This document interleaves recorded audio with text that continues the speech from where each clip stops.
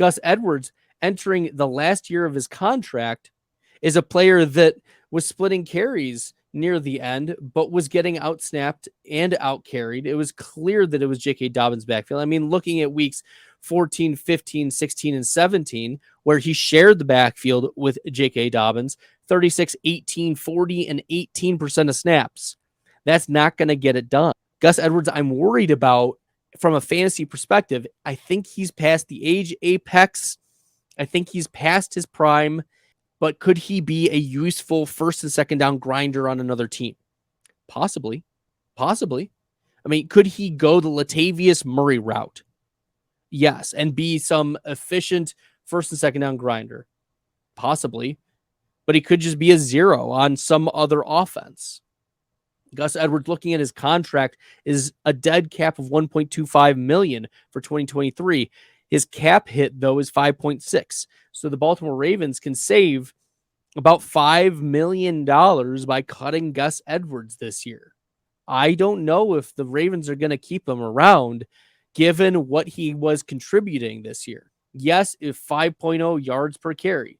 And looking at the efficiency metrics, 4.7 true yards per carry was 11th best among running backs. So he still has it from an efficiency standpoint. Still 24.1% juke rate is pretty good. I mean, J.K. Dobbins was 43.4% juke rate. So Dobbins still playing significantly ahead of and a better runner than Gus Edwards. But Edwards isn't bad. It's just he doesn't offer anything in the way of receptions, at least in the Baltimore Ravens offense. Could he use a change of scenery? Yeah, he could.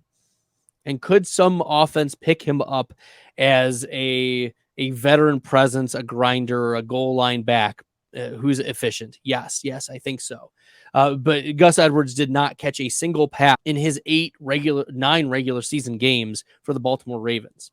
Right? He had 2 targets. The only reception he had on the season was during the playoffs against the Bengals. He did not eclipse 100 total yards in any game. He had 2 touchdowns that first game he came back against Cleveland week 7, where we know Cleveland, one of the worst run defenses in the NFL this past year. Still, Gus Edwards, since that game, did not get inside the top 30 of running backs outside of that week 7 game. It was a pretty tough showing for Gus Edwards. So I wonder if a change of scenery is going to be better for him. I expect that Gus Edwards, unless he renegotiates his contract, will end up on a different team in 2023. And even if he stays with the Baltimore Ravens, it's that Gus Edwards will play second fiddle to J.K. Dobbins.